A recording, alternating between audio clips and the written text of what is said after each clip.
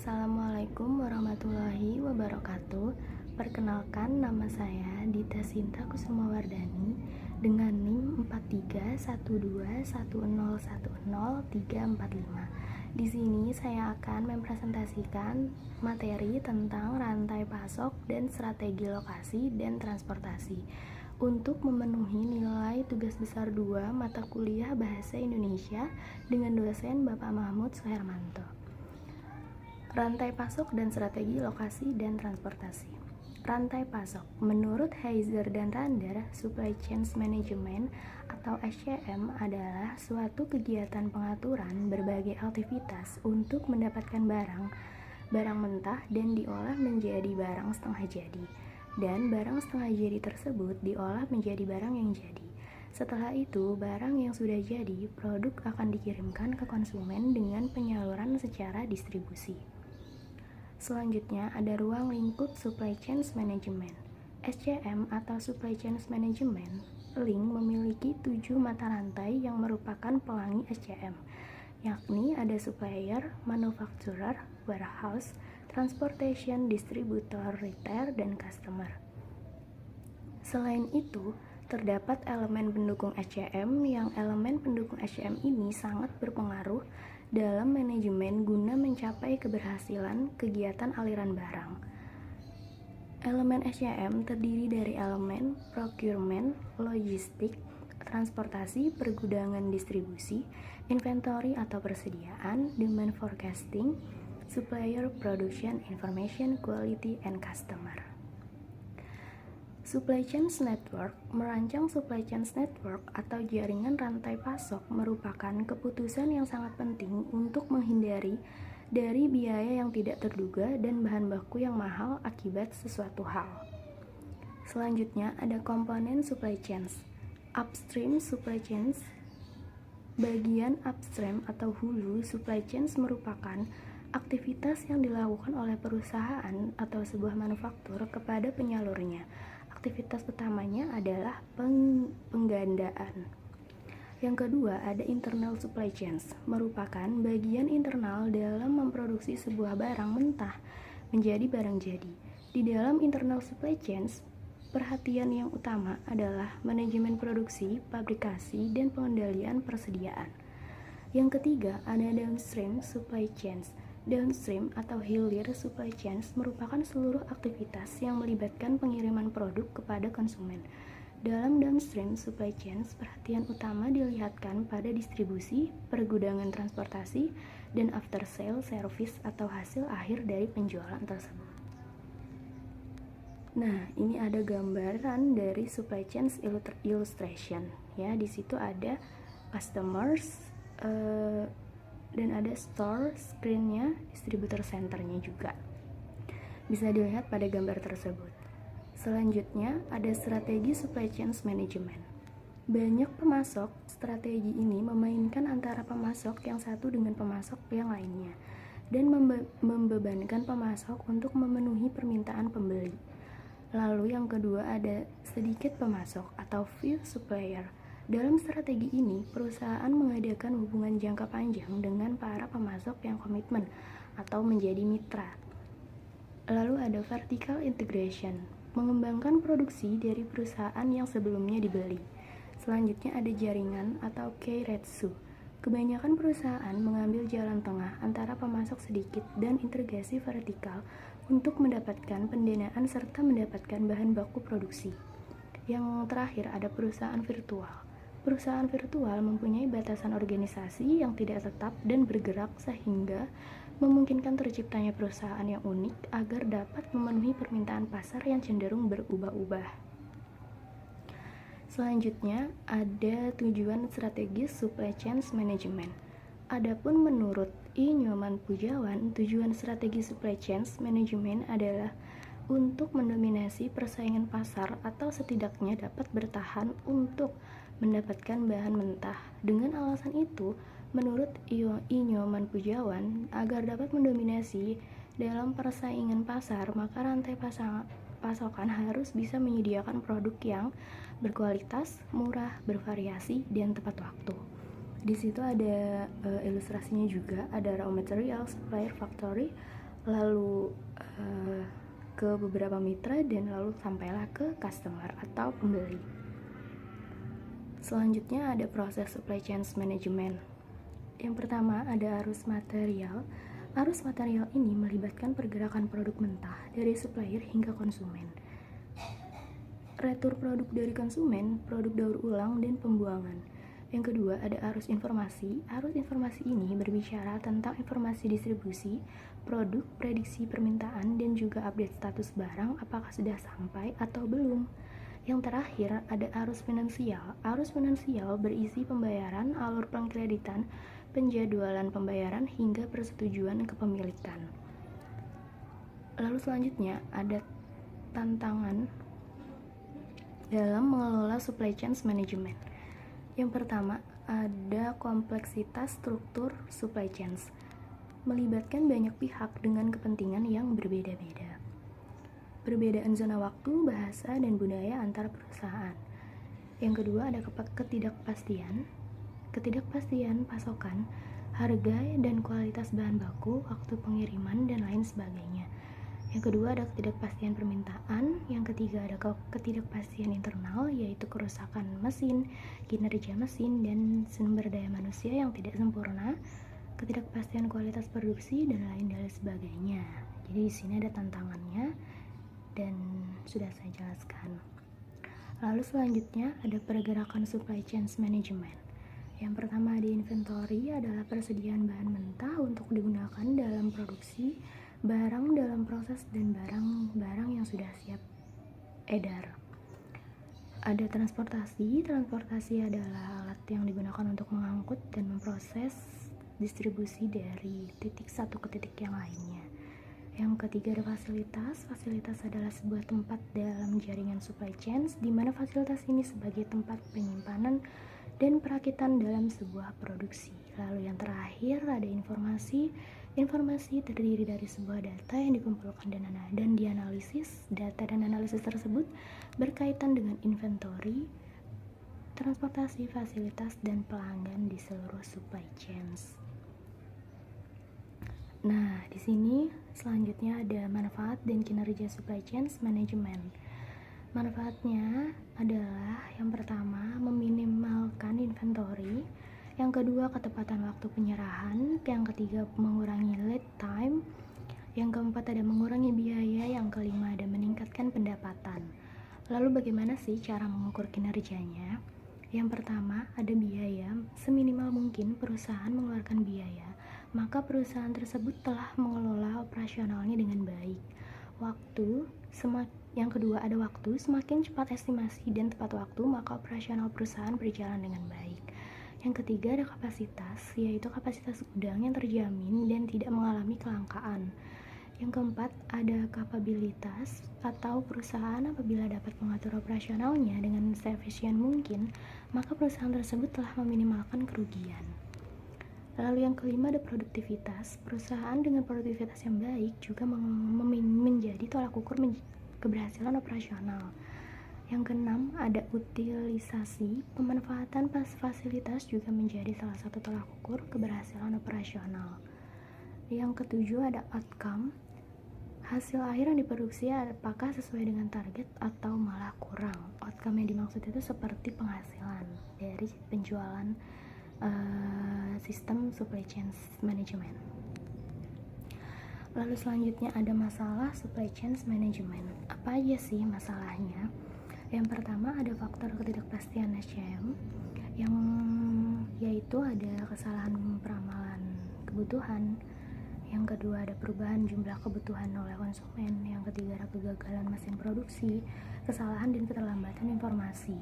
Lalu ada bullwhip effect atau BA. Bullwhip effect atau BA adalah suatu keadaan yang terjadi dalam supply chain di mana permintaan dari konsumen mengalami perubahan yang menyebabkan biasa permintaan dari setiap tahapan supply chain. Masalah CM: varietas produk, umur produk, kebutuhan pelanggan, fragmentasi pemilik, dan globalisasi. Lalu selanjutnya ada solusi masalah CM. Solusinya itu ada beberapa, yaitu melaksanakan kemitraan atau partnership yang memiliki perjanjian jangka panjang, saling percaya dan saling berbagi resiko. Jadi udah pasti harus saling percaya dan saling berbagi resiko. Yang kedua, ada mengalihkan sebagian kegiatan kepada pihak ketiga yang berkompeten agar perusahaan dapat lebih fokus ke bisnis utama, core bisnis, dan lebih efisien. Misal saja, perusahaan bekerja sama dengan perusahaan lain untuk penyediaan tenaga kerja dan jasa pengiriman barang. Jadi perusahaan A sebagai tenaga kerja, lalu perusahaan B menjadi jasa pengirimnya. Gitu. Lalu yang ketiga ada meningkatkan relationship, menjalin hubungan baik di tingkat internal maupun eksternal perusahaan. Yang terakhir ada melakukan proses produksi berdasarkan order. Hanya melakukan proses produksi bila telah menerima pesanan atau purchase order atau sistem PO gitu ya. Jangan memproduksi barang yang barang tersebut tidak diminati oleh masyarakat. Jadi lebih baik mengikuti perkembangan masyarakat dan menjual barang-barang yang berinovasi lebih baik. Oke, lalu selanjutnya ada lokasi atau strategi lokasi. Jadi tempat pun juga mempengaruhi agar barang yang kita jual jadi cepat laku. Yaitu adalah lokasi. Lokasi adalah sebagai acuan biaya yang signifikan sehingga lokasi sangat berpengaruh terhadap sebuah bisnis. Keputusan lokasi sering bergantung terhadap tipe perusahaannya sendiri. Jadi lokasi pun juga tergantung. Kalau misalnya dia jualan perusahaan itu menjual berbagai kebutuhan masyarakat, mungkin bisa di pasar atau di tempat-tempat yang ramai, begitu. Lalu ada perangkap dalam memilih lokasi, yaitu masalah tenaga kerja, masalah geografis jauh dari luar kota, dan pembuangan limbah. Lalu yang selanjutnya ada faktor-faktor yang mempengaruhi keputusan lokasi. Jadi nggak mudah untuk menentukan lokasi untuk menjual sesuatu. Yang pertama ada produktivitas tenaga kerja. Ketika memutuskan satu lokasi, pastinya perusahaan akan tergiur dengan SDM atau sumber daya manusia dengan upah yang rendah. Lalu yang kedua ada nilai tukar mata uang dan risiko mata uang. Nilai mata uang asing selalu naik dan turun atau fluktuatif di berbagai negara dunia, sehingga perubahan seperti itu dapat berpengaruh terhadap lokasi. Lalu ada risiko politik, nilai, dan budaya. Politik, nilai, dan budaya selalu berpengaruh terhadap lokasi. Yang keempat ada biaya, yaitu biaya berwujud dan biaya tak terwujud. Lalu selanjutnya ada kedekatan dengan pangsa pasar. Bagi banyak perusahaan, kedekatan dengan pelanggan merupakan pilihan yang harus diambil, terutama bagi perusahaan jasa seperti toko obat, restoran, cukur rambut, kantor pos, dan lain sebagainya. Lalu yang terakhir ada kedekatan kepada pemasok. Perusahaan memilih lokasi dekat dengan pemasok karena barang mentah mudah busuk, biaya transportasi mahal, jumlah produk yang sangat banyak. Jadi banyak banget faktor-faktor yang mempengaruhi keputusan lokasi. Jadi untuk menentukan lokasi untuk kita menjual sesuatu itu juga harus sesuai dengan apa yang diminati dengan masyarakat, dan pastinya supaya lebih cepat untuk mendapatkan hasil yang baik. Selanjutnya ada metode evaluasi alternatif lokasi. Yang pertama ada metode pemeringkatan faktor. Metode ini sering digunakan karena meliputi beberapa faktor yang dapat diikuti secara objektif, mulai dari keterampilan, tenaga kerja, hingga pendidikan. Analisis titik impas lokasi merupakan penggunaan dengan menganalisis volume produksi untuk membuat sebuah perbandingan ekonomi antara alternatif lokasi yang ada. Jadi ini ada metode-metode untuk menentukan lokasi yang baik ya, ada dua yang tadi saya jelaskan. Ini ada ilustrasi juga dari metode pemeringkatan faktor, ada dari PT Salmet ya. Di sini ada faktor lokasinya, bahan baku, tenaga kerja, pasar, transportasi, lalu ada jumlahnya. Jadi dari beberapa cabang PT mereka. Lalu di sini ada analisis titik impas lokasi. Jadi ini adalah perkembangan bagaimana bahwa benar-benar lokasi ini mempengaruhi hasil penjualan dari barang yang mereka jual. Begitu. Lalu selanjutnya ada metode evaluasi alternatif lokasi. Metode pusat gravitasi merupakan sebuah teknik yang secara matematis digunakan untuk menumbuhkan lokasi pusat distribusi dengan meminimalkan biaya seminimal mungkin. Metode ini memperhitungkan jarak lokasi menuju lokasi pasar, jumlah barang yang dikirim ke pasar, dan biaya pengiriman. Yang kedua ada model transportasi. Tujuan dari model transportasi ini adalah menetapkan bentuk pengiriman yang terbaik dari beberapa pemasok ke beberapa sumber permintaan dengan meminimalkan biaya yang ada. Jadi metode pusat gravitasi ini dia memperhitungkan jarak.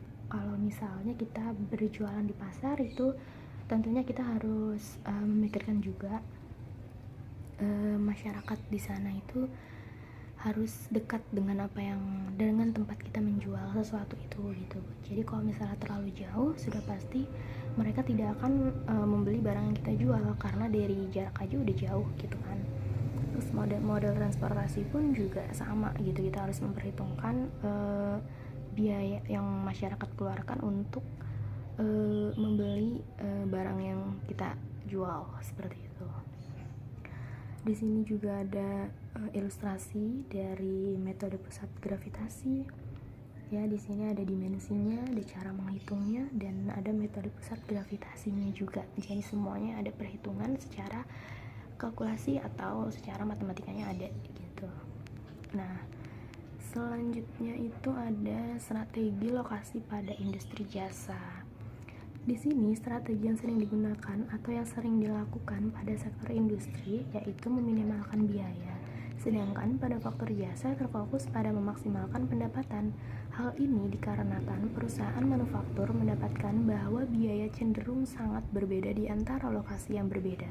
Sementara perusahaan jasa mendapati bahwa lokasi sering lebih memiliki dampak terhadap pendapatan bukan biaya. Gitu. Jadi ada yang meminimalkan biaya, ada yang memaksimalkan pendapat, seperti itu. Berbeda-beda dengan industri jasanya masing-masing. Selanjutnya ada pemodelan transportasi. Pemodelan transportasi ini adalah cara untuk mencari cara yang paling murah untuk mengirimkan bahan baku dan produk ke titik-titik yang dituju. Adapun model transportasi seperti titik asal dan kapasitas dilakukan pada setiap periode. Titik tujuan dan permintaan dilakukan pada setiap periode, biaya pengiriman ke alam tujuan. Jadi pemodelan transportasi ini pun juga harus dipertimbangkan agar lebih mudah mengirim barang dan sebagainya. Begitu. Nah, selanjutnya ini adalah menetapkan solusi awal. Yang pertama ada aturan Northwest Corner. Aturan ini mengharuskan perhitungan dilakukan mulai dari bagian kiri tabel yang mengalokasikan unit pada rute pengiriman sebagai berikut: menghabiskan pasokan dalam setiap baris, menghabiskan kebutuhan gudang terlebih dahulu dari setiap kolom, pastikan permintaan dan pasokan dapat terpenuhi semua. Lalu selanjutnya ada metode biaya terendah intuitif, yaitu metode ini membuat perhitungan alokasi berdasarkan biaya yang paling rendah. Adapun seperti ini, mengidentifikasi sel dengan memilih biaya yang paling murah. Apabila ada biaya sama, pilih salah satu, alokasikan unit tersebut sesuai dengan permintaan, kemudian coret apabila permintaan tersebut sudah terpenuhi. Lakukan hal yang sama pada sisa sel yang belum tercoret atau permintaan gudang.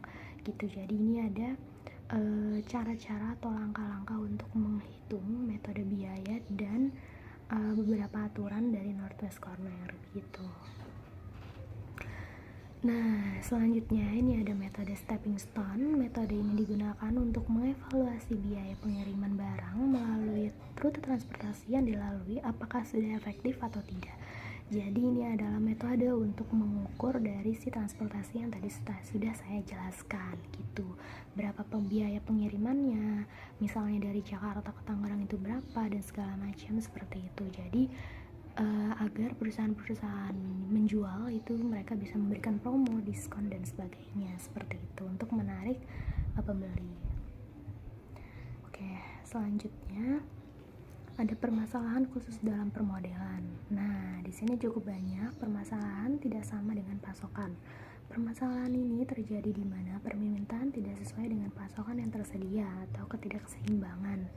Jadi permintaannya lebih besar Ketidakseimbangan ini dapat diatasi dengan menggunakan dummy source atau dummy destination. Artinya bahwa jika pasokan lebih banyak dari permintaan, maka permintaan dibuat jumlahnya sama dengan pasokan yang ada, atau disebut tujuan kosong atau dummy source. Sebaliknya, jika permintaan lebih besar dibandingkan dengan pasokan yang ada, maka sumber kosong dibuat sesuai dengan kelebihan permintaan yang ada. Begitu. Lalu yang kedua ada degenerasi. Degenerasi ini terjadi karena rute atau kotak yang tersedia sangat sedikit, hasil tidak mungkin dapat menelusuri satu jalur tertutup pada setiap kotak yang tidak terpakai. Begitu. Jadi ini juga ada permasalahan khusus dalam menentukan permodalan ya dengan pasokan. Oke, di sini daftar pusakanya. Jadi sudah selesai saya menjelaskan materi tentang rantai pasok. Jadi semoga dapat dimengerti penjelasan yang saya jelaskan. Saya berterima kasih. Wassalamualaikum warahmatullahi wabarakatuh.